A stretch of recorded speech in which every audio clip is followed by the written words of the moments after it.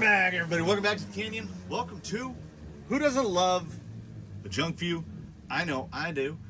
So much so that I blew some of that Amazon affiliate money on what is probably junk. But we don't know yet. We don't know yet. We don't prejudge the junk. We don't have any preconceived notions. So there is a little bit of from the comments in here. Someone mentioned, have you checked out the shocks on Amazon, cheap shocks on Amazon that look a lot like TRX4 shocks? And I mean, I think these are reasonable approximations. You see the fat part in the middle? I thought I had picked the one of many that wasn't a double springer. Look at this. That's belt and suspenders, baby. All right. So out of the, we're talking, these are Sharegoo.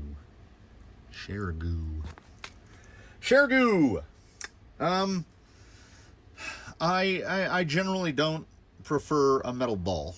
Like, I mean, a metal on metal. Let's say it that way. Make your ends plastic, and then put a metal ball in it. Like, see, these are swaged in. So first and foremost, if this isn't the size that you need at 7.5, I mean, a lot use 7.5, but double whammy. The bottom is 8.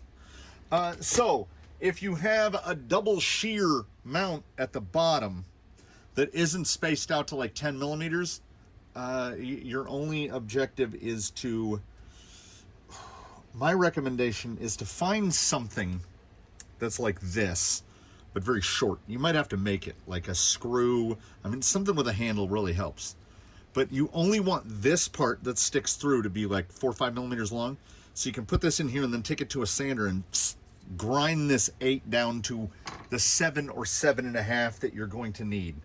The ball fitment is exactly what we'd expect at $4.50 a shock. I can tell just by looking, we've got 3.5 millimeter shafts. They love 3.5 millimeter shafts. The spring cups are aluminum. They are nicely machined and anodized, but they've got a big hole, because for whatever reason, big. I'm going to guess reduced to 3 millimeter threads. Absolutely, which is good because then we can change the rod in. Again, nicely machined aluminum. And look at this. We might. What did someone? No, they feel exactly the same. We will put them on the what I call the 10% rate machine, meaning I'm probably getting to around 10% of the accurate rate. Oh, okay, that's something. So the cap doesn't fit in. It's not smaller than the threads. This is actually a plus, because a problem that TRX4 shocks have, now see, obviously there's no O-ring in there. And there's no O-ring in a TRX4 collar either. And a problem that they have is this will thread itself up and off. It'll just fall off. This, the cap stops it. So most of us aren't running a bunch of preload anyway.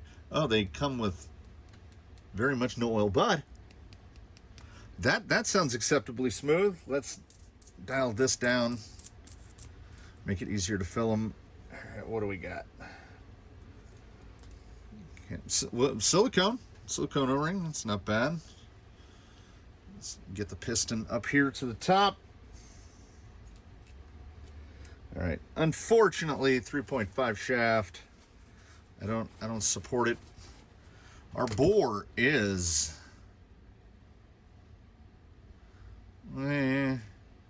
almost 7.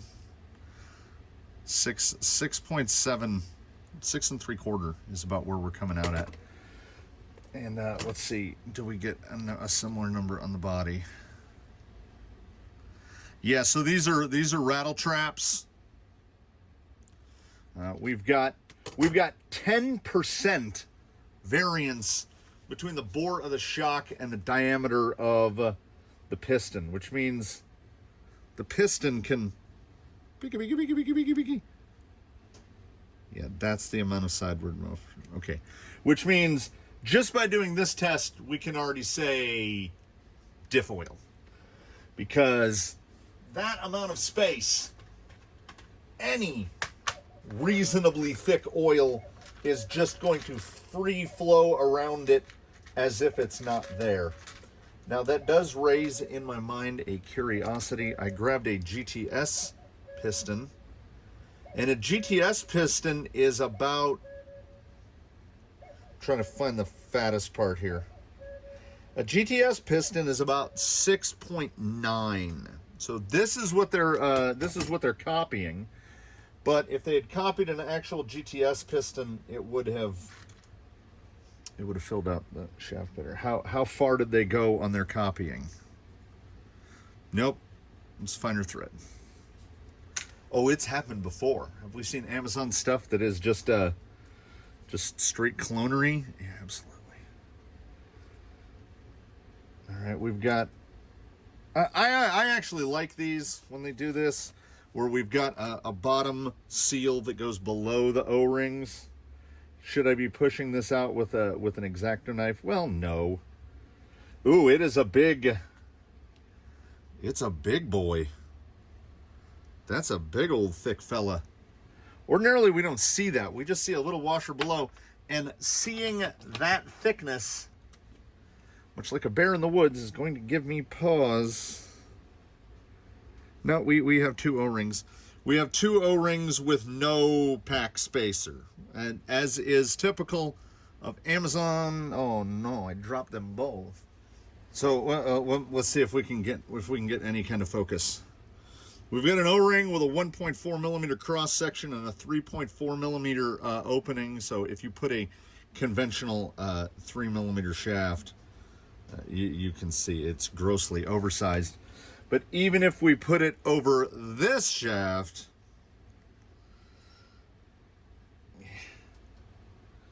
it's like there should be some resistance right there. There's basically no drag. So any tension put on the seal is being done by that oversized cup cap. I don't like O-rings with this small of a cross section, and the hole in the shock is honestly a little bit smaller than the OD of the O-ring. They just want to pop out.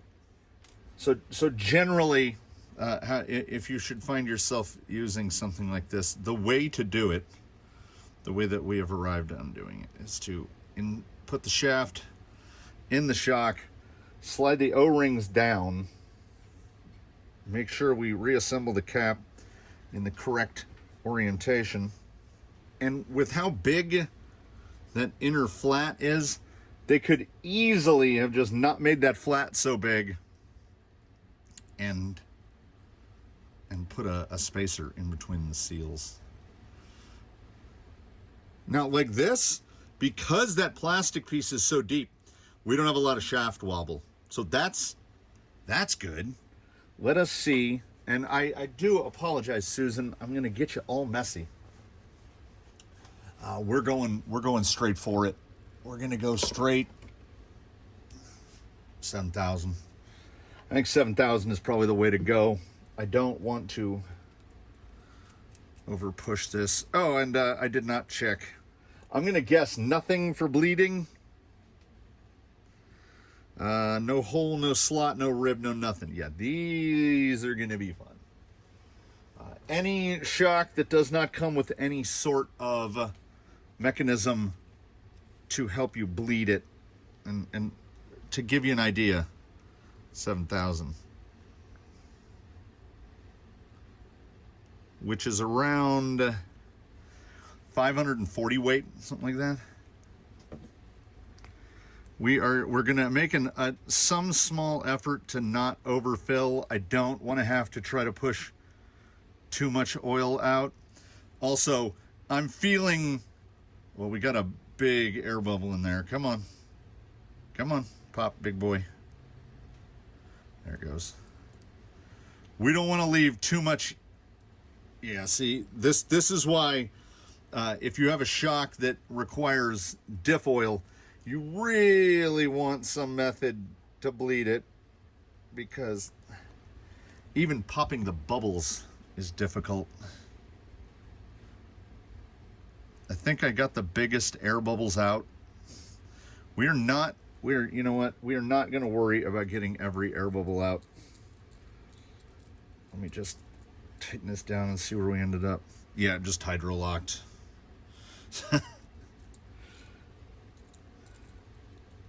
And I, too, don't know my own strength. Now, let's see. If we go out to about 4 threads, can we get anything out? Very slowly, yes. Whoa. Don't get it on you. I mean, on one hand, all silicone oil is the same. Yeah, so the only way you're going to be able to do this is then when we thread it in this time, making sure that we didn't pinch, and we pinched. It's like, oh. The O-ring, the cap O-ring is, follow me here, is too small.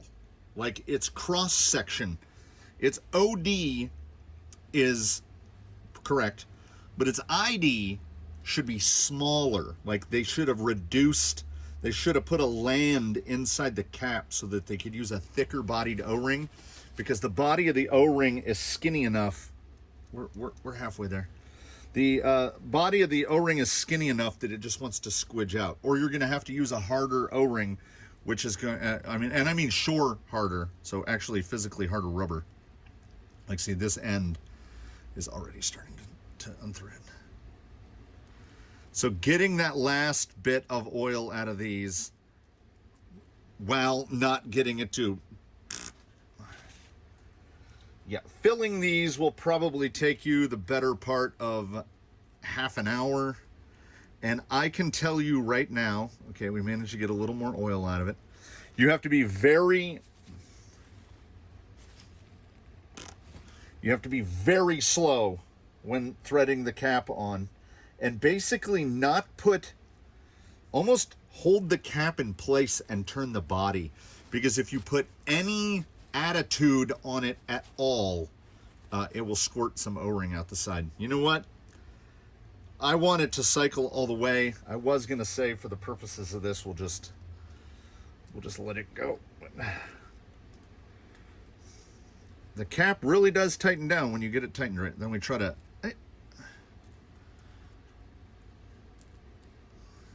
there, I got a big blurb there.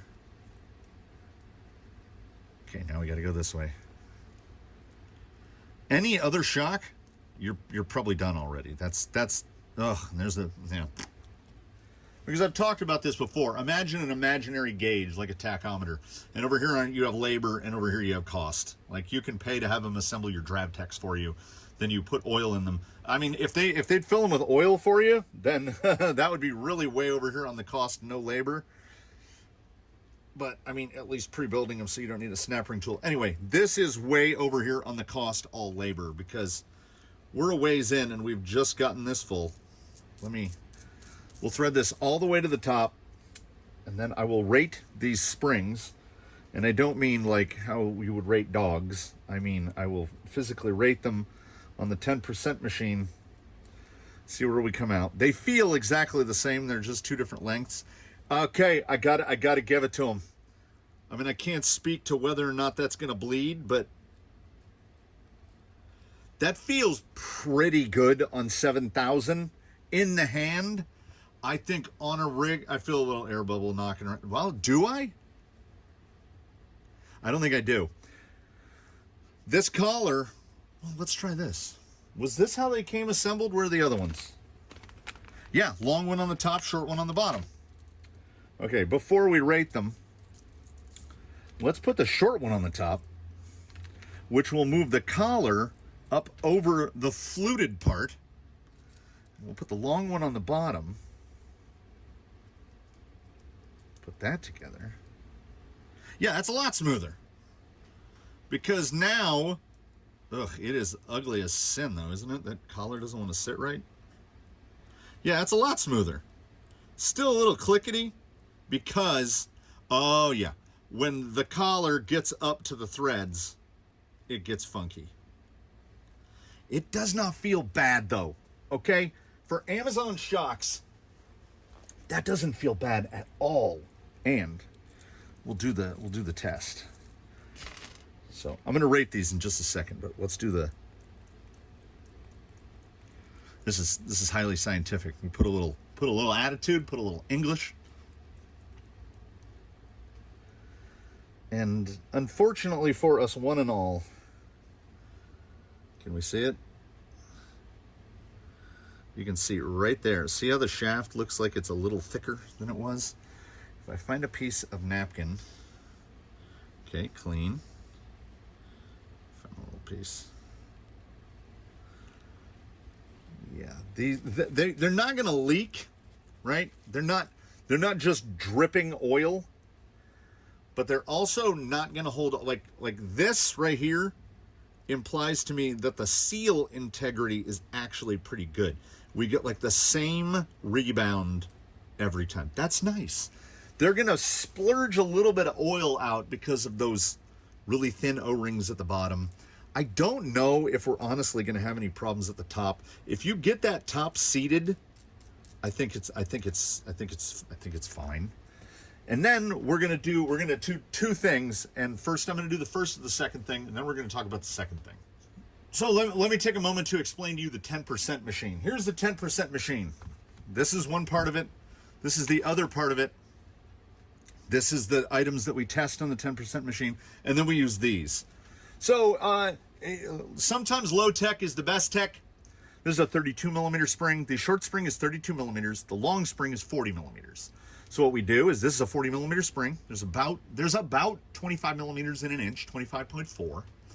We set this guy to around 15 millimeters, which will allow me to collapse the spring 1 inch. So then I put this in here like this, and I push down on it as straight as possible until this is just touching the bed of the scale. And then I get a number. And I keep doing it because you know what I find it is? I find it is very repeatable. It's repeatable, and I've gotten numbers that on springs that we know what the numbers are, SE springs, element springs, shocks, springs that we know the numbers of, I can pretty much match those numbers within about 10%.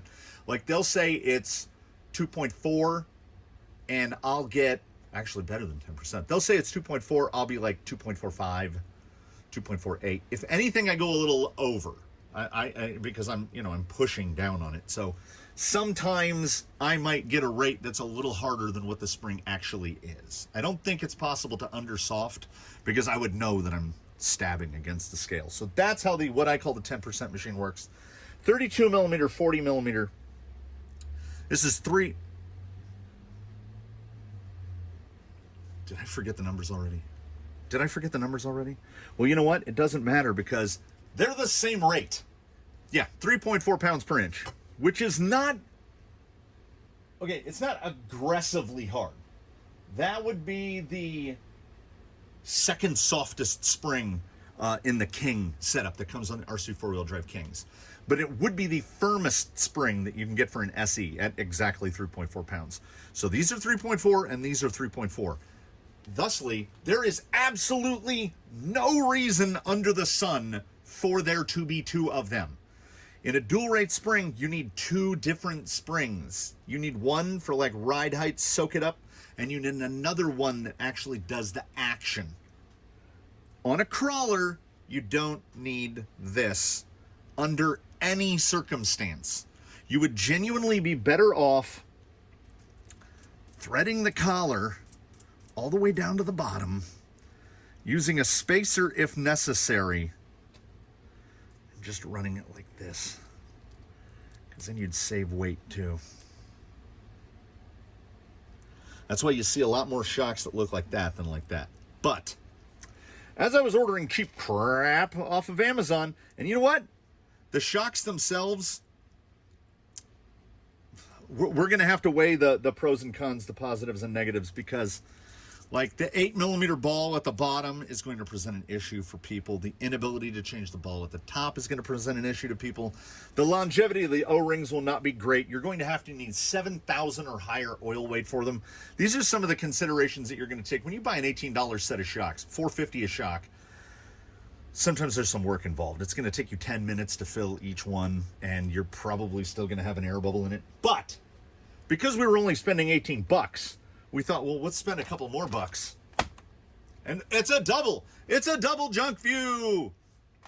Injora, our good friends at Injora, the 5 set. This was like $15. It was like $14.99. There's 20 shock springs in here. 20. Okay? 4 blue, 4 black, 4 red, 4 yellow, 4 white. Now that's great because for any of you who know, those who know, let me grab it. Element, shock spring, green, 0.71 pounds per inch, 63mm. Is $8. As you can see, we're right there. These are what, 63s? Yeah. So these are 60s. So we've got 20 60mm long springs. Should be enough to tune anything. Oh, it's going to be a plastic nightmare, isn't it? Oh, please be. Oh, I wanted it to just be one. Just unfurl it. So here they are, and on there, you can tell by looking that we're looking at opposite ends of the range. That's a big wire, and that's a little wire. They do how they were listed on Amazon is how Traxxas does theirs, where they rate it by the gauge of the wire, which. Awesome for y'all. Awesome for you guys down there at the company, but it doesn't help us at all.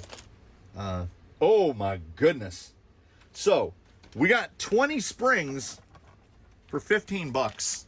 That's under $1 a spring, but and this. Oh my God! This is going to be the big. This might be the biggest butt of them all. How many of them will actually be functionally useful? Like this?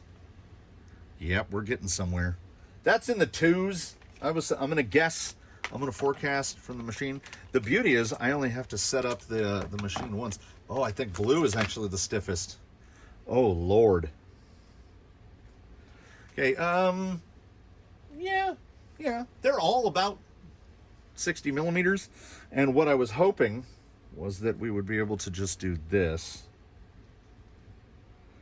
This was the goal all along. Yeah. It's quiet. It doesn't feel weird.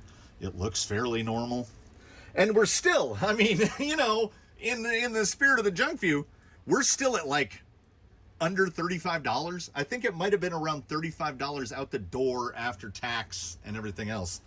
So I can tell you now, we haven't gone to the machine, but most of these springs are not going to be usable by humans with toy cars. Like if you're going to build a go-kart, you might be able to use these red and blue ones, but let's rate them and let's find out what they are. So the finger dyno was off by a little. We will go in order. Like I had one backwards. The blue ones are actually also slightly shorter than all of the other colors. So they went pretty much in the order that I expected. And the move through rates is actually relatively linear. I got as high as 6.3 on the scale before it would just go shooting off into oblivion. So it could be a little stiffer than 6.3, but nobody is going to have a rig, unless you're using it on a cantilever, nobody is going to have a rig that is going to need a spring of that tension. We dropped, blue is 5.1 pounds per inch. Yellow, right in the middle, 4 pounds an inch. White at 3.2, and black at 2.3. So of a bag of 20 springs, we do indeed have 4 usable ones. Here's the thing. Here's the thing with how the economy works. It was like $15, right? So say that, and for my purposes, it's true. We don't even have to say it. That those are the only ones that work, the black ones. So we got 4 black springs for 15 bucks. That's that's still cheaper than this, because 4 of these is 16 bucks. So if you know you need a spring around 2 pounds, 2.3, which is a element gray. I want to say that's an element gray. Yeah, I think that's an element gray. Incision, that's an Incision blue from that 3-pack of Incisions. So I think Incision charges around $20 for the blue, yellow, red pack of springs. And that's 3 pairs. So this is way cheaper. Do I recommend it? I mean, I don't know. You know what? I think it might be enough. It might be enough of enough.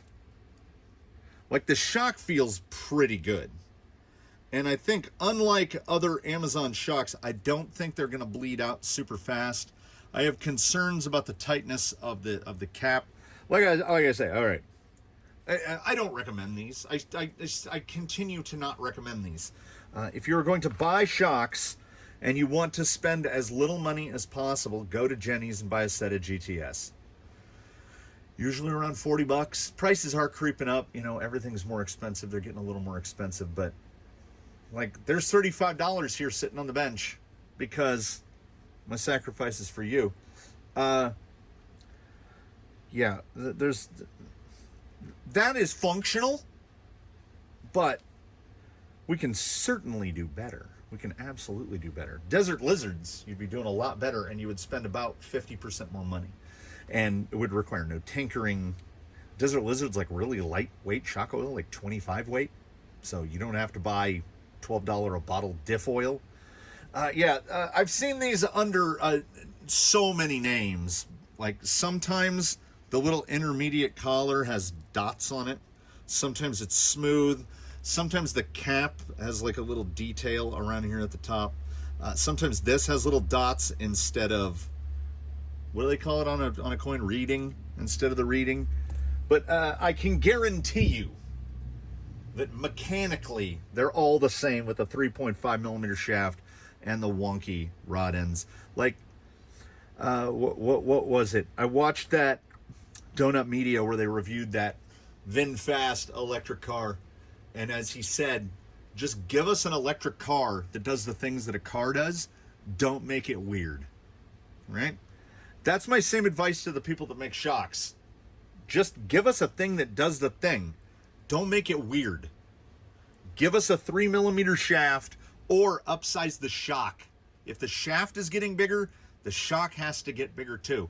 Do not give us swaged in pivot balls. Unless you're single shear, you can't use that. Like, that's not going to fit. It's not going to fit on a camper axle. That's not going to fit on any axial axle except like an Aero 44. Is an Aero 44 single shear? If you've got a single shear axle, it's going to fit, but I'm telling you not to do it. Buy yourself a better shock. Life is too short to live with shocks like these. Now, I will put them at the top of the podium on, and pardon moi français, like, life is too short for shitty shocks. Like, buy decent shocks. The only thing that attaches physically, like the vehicle to the ground, is the tire, so don't skimp on tires. And the thing that relates everything that the tire is doing to the vehicle is the shock, is the damper. Otherwise, we could just all crawl with skateboards with an elastomer in the middle to make it pivot. But we need shocks for a reason, so we might as well get ones that work well. I'm bummed about the springs more than I am about the shocks, because I was hoping that I had gotten a secret way in to getting some cheap shock springs. I'll just have to remind myself that, okay, 15 bucks for 4 2.2 pound, 2.3 pound springs, and call it a day. That's if I can motivate myself to fill the rest of these with 7,000 weight.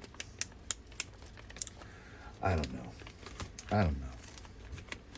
I saw the false economy coming, and the shocks are better than they could be, but they could be a lot better than they are, if that makes sense to anyone. Injora's getting a lot better at stuff. But whoever they used to copy for those spring rates, copy somebody else next time. Because like around 3 pounds, listen to me, universe. Listen to me, far-flung lands that copy parts. 3 pounds an inch is about the heaviest spring we're ever going to need. We need more springs in the like 1 pound per inch and below, so that we can keep running our shocks vertically instead of having to lay them down to try to get a decent rate out of them. So the Sharegoo 90 millimeters, I would say pass, but not trash. Like, you don't have to just, they're not just going to go in a sealed bag and hang on a peg forever. I can at the very least fill them with diff oil and give them away.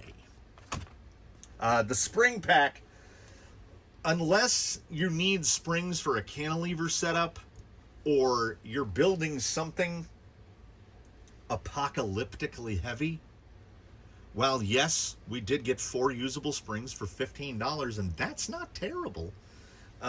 Yeah.